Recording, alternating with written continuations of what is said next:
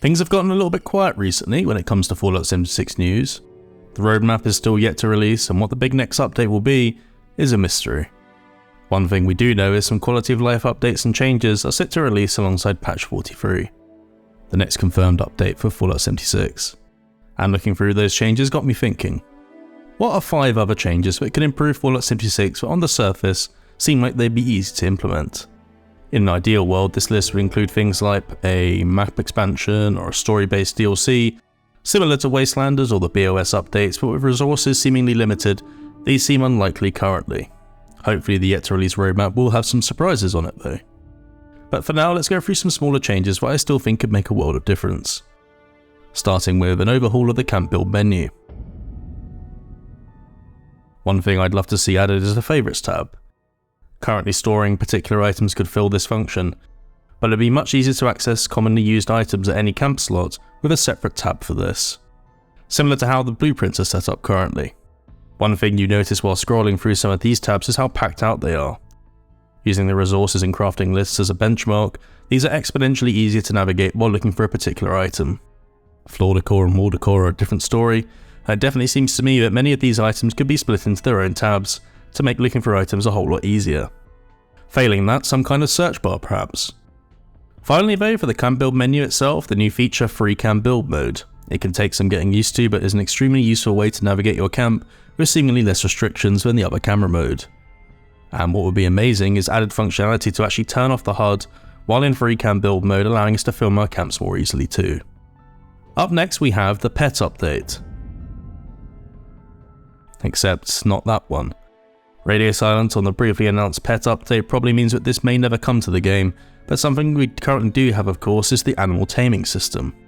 So while I don't think we'll be seeing Creation Club Labradors running around anytime soon, here are some small changes to what we do have that could be quite interesting. First is adding some more creatures to the taming pool. Understandably, some of the bigger creatures we find out in the Wasteland do not currently make the cut. Fog crawlers, the sheep squatch, Mirelurk queens and the like. But there is a list of creatures that for whatever reason don't appear currently in the taming pool, but I think they could be balanced if they were added. Gulpers, anglers, foxes, mutant hounds, honey beasts, and the owlet.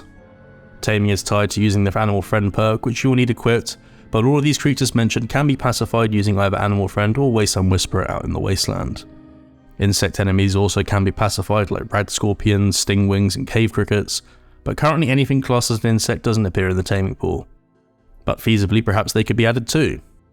Excluding the higher tier creatures, you could easily have an additional 10 to 15 animals and creatures added. The second element is unique variants and their accessibility. As I covered in our unique pets tutorial, it is relatively easy to change your vanilla animal tame into a unique variant. For the most part these are simply tied to particular regions, but some of the more unique variants are also tied to your character's level. The Chameleon Deathclaw is being a prime example of this. If your character is between levels 71 and 81, and your camp is in the Cranberry Bog, Savage Divide or the Mire, then you can actually achieve this and have one at your camp. But staying between levels 71 and 81 isn't really realistic.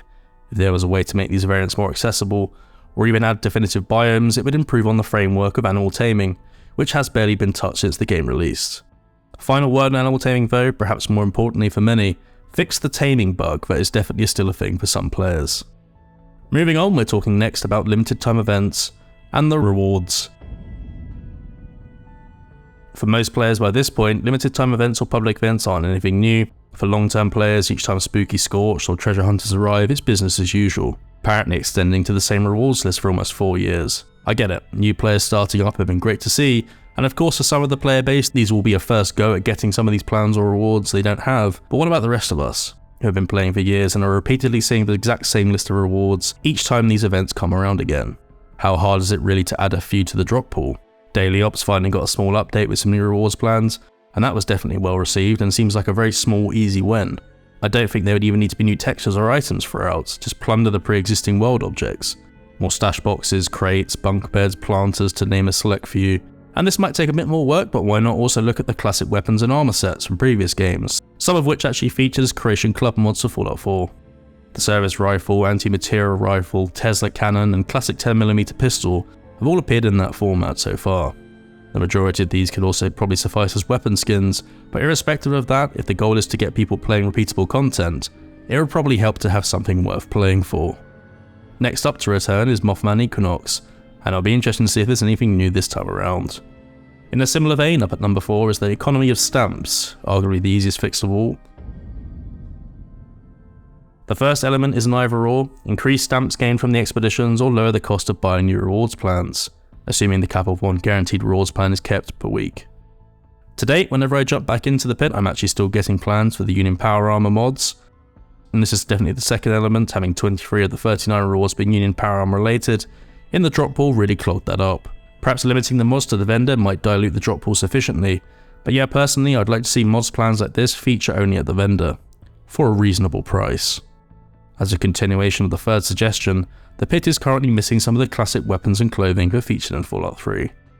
The Infiltrator in this selection of raider outfits would be perfect to see updated for 76, and I can guarantee that if these were probably rewards, then more people might be willing to play it more. Finally for today, and this one is probably the least important suggestion, but let's talk a bit about custom worlds. Of course, these and private worlds are locked behind Fallout first, so immediately these changes wouldn't be beneficial for everyone.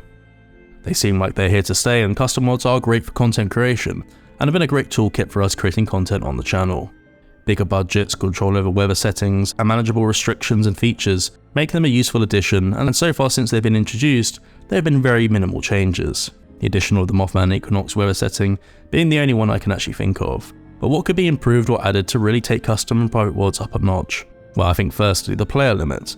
These are currently limited to 8 players per server, and I think an increase to the player count is something that's definitely been repeatedly requested by communities and creators for a long while. Custom worlds in particular, it's difficult to understand why the limit has to be 8 players. Secondly, a basic day-night weather setting to either be added to the existing options or as its own tab, similar to how visual filters are found on their own. And lastly, probably my favourite feature currently, is the proximity enemy spawn. One of the more fun settings, you can easily find yourself facing off against ridiculous numbers of enemy types, and it's great for getting some good visuals and also almost creating your own custom made events. Something that would really improve this further though is the ability to select which enemy type it will spawn in the menu.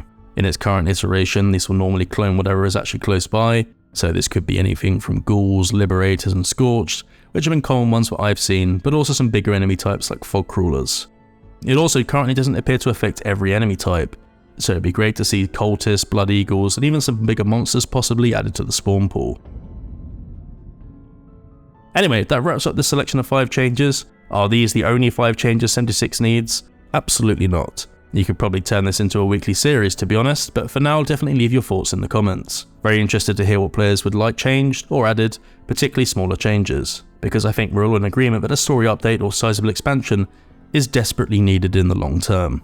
If you want to stay up to date with Fallout 76 news or looking for regular guides, camp showcases, lore or tutorials, then please consider subscribing to stay up to date. But with that said, I'm off. Thank you for watching and we'll see you in the next one.